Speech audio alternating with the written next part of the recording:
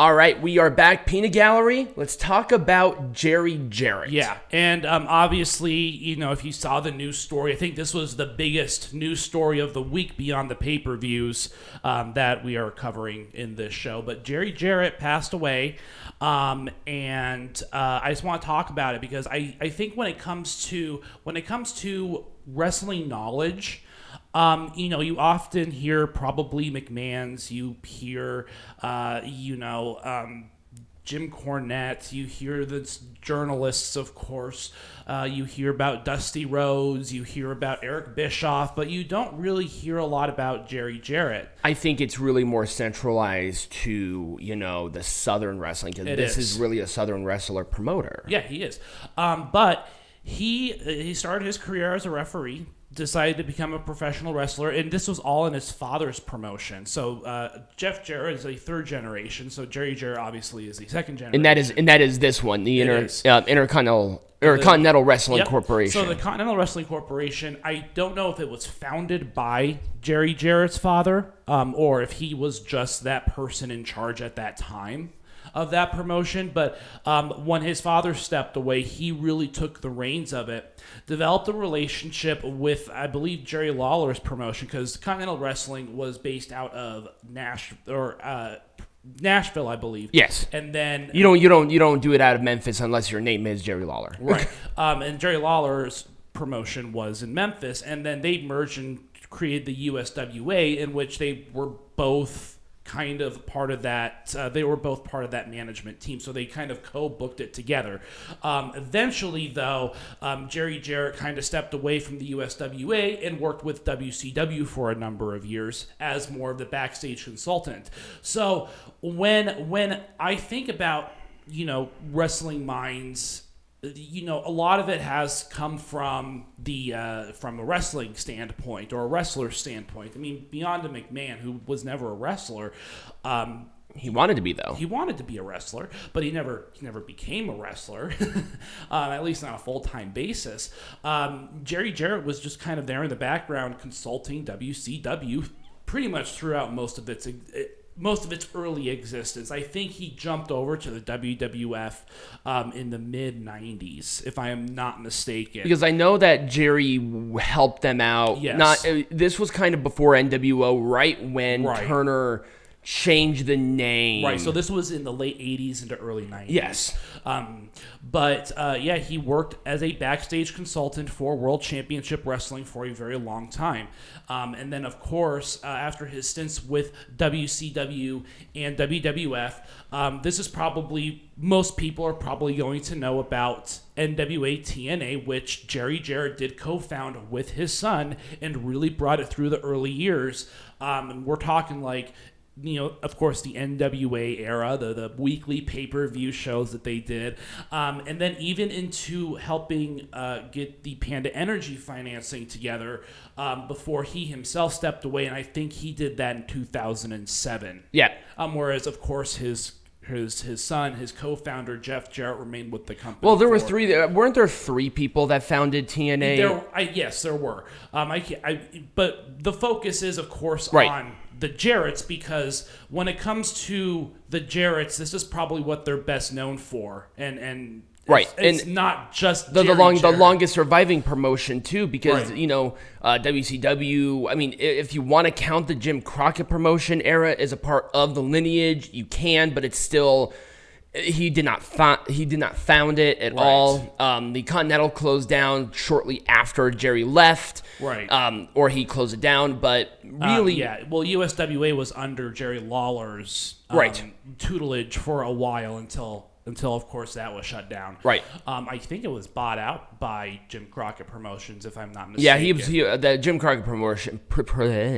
Jim Crockett Promotions and WCW bought out a couple of the smaller promotions when Ted Turner was getting his stuff together for the McMahon rivalry, because it wasn't just WCW and Jim Crockett. That was just the biggest one and the crux of the issue. Right. And so when we talk about this, of course, Jerry kind of stepped away from NWA TNA, which was just at the time known as TNA, and of course today known as Impact Wrestling. Yep. But that was really his biggest stint. Now let's talk about the legacy, because when we talk about Jeff Jarrett, of course he is better known for his wrestling than he is for. I mean, I think is equal parts, honestly. I think it's equal parts. Yep. Wrestling and promoting, and his success as being a promoter is a mixed bag. Quite, if you want to be frank about it, but he has done a lot of good things in the wrestling. Yeah, I mean, we wouldn't have had Impact Wrestling without him. Really, he actually helped out a lot with the English to Japanese commentary for some of the Wrestle Kingdoms in the past. He did that for also AAA as well. So really, Jeff Jarrett's collaboration with these other brands like New Japan and AAA really gave us the first taste of that the Americans, that taste of those different styles. A little more mainstream than it was back in the day, because you had to be in the know to get this stuff back in the day. Right. And of course, then he moves on. He worked with WWE for a number of months, and then now he's working with AEW as a director of business development. I think. I mean, the only thing that I can say that there would be a benefit with Tony at that point is because Jarrett already has the connections to other countries around the world.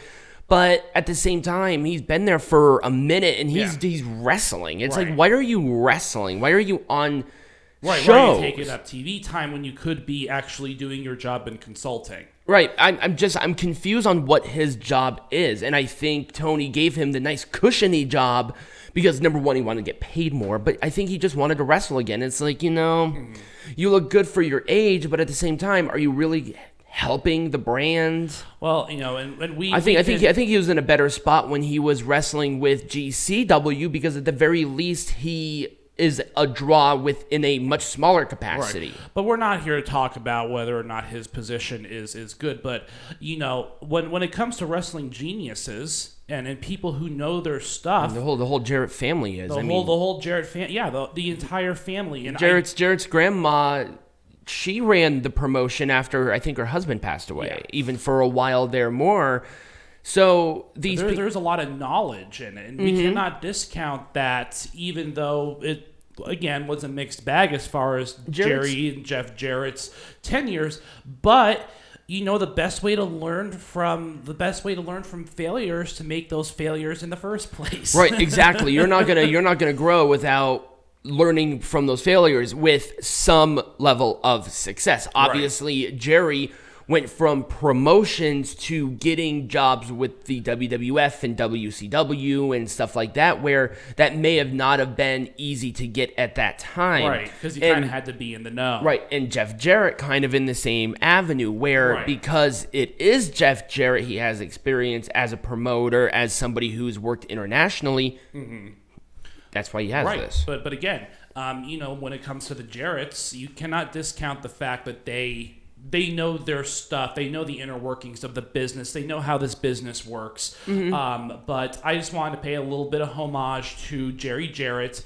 Again, one of the unsung heroes of the consulting and the managing of professional wrestling as an industry. Yeah, absolutely. No, I agree with you. I can see and agree with you on those points. Absolutely. And hopefully that legacy and that knowledge doesn't go away. Oh yeah, no, Jarrett has like 4 or 5 kids, so I'm sure it'll be just fine in the future. But it just really depends on what their interest is in getting into the business. Right. Don't try to emulate or think that you have to be within the business to do it, because wrestling takes passion. And if you're not passionate about the business, don't even bother going into it, So that's all I've got. Well, we're going to step into your soapbox here coming up. Yeah, absolutely. So after the break, we'll be going into my soapbox.